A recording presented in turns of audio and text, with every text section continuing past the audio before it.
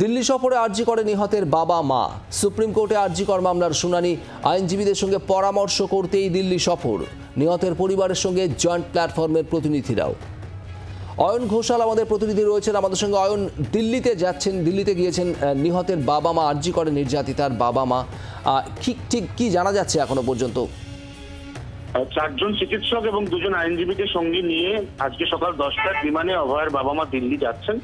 ইতিমধ্যেই তারা বিমানবন্দরে চেক ইন করেছেন এবং যেটা এখনো পর্যন্ত খবর, দিল্লি গিয়ে প্রথম তারা তাদের যে আইনজীবী যিনি সুপ্রিম কোর্টে তাদের হয়ে এই মামলা লড়ছেন তার সঙ্গে বিস্তারিত কথা বলবেন।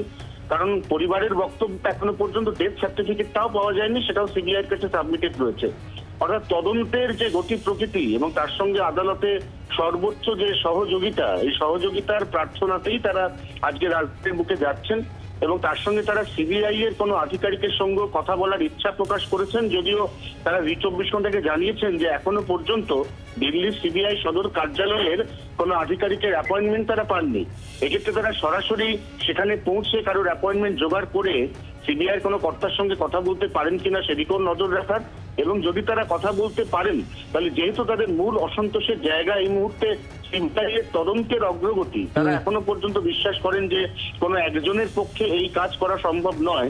অতএব সেক্ষেত্রে তারা পর্যন্ত সিবিআইয়ের কাছ থেকে ঠিক কি বার্তা পেয়ে কলকাতায় ফেরেন সেদিকে অবশ্যই নজর থাকবে। একেবারে অয়ন। আর দিল্লি উড়ে যাওয়ার আগে নির্যাতিতার বাবা কি বলেছেন শোনাবো আপনাদের। আমরা দিল্লি আমাদের যে লয়ার আছে সুপ্রিম কোর্টের করুণানন্দী, ওনার সঙ্গে মেইন মিট করতে যাচ্ছি এবং এছাড়া আমাদের শিয়ালদা আদালতের যারা লিগাল টিম আছে ওরাও যাচ্ছে, সিনিয়র ডাক্তাররা যাচ্ছে।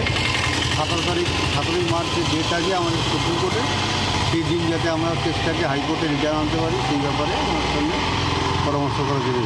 এবং এছাড়া আমরা সিবিআই ডিরেক্টরের সঙ্গেও দেখা করবো, সিবিআই কমপ্লেন্স দিল্লি, সেখানে আমরা এখানকার তদন্তের অগ্রগতি সম্বন্ধে জানতে চাই।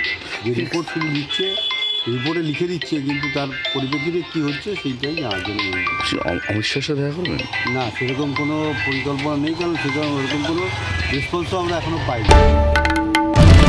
বাংলার আওয়াজ, বাঙালির আবেগ, জি 24 ঘন্টা।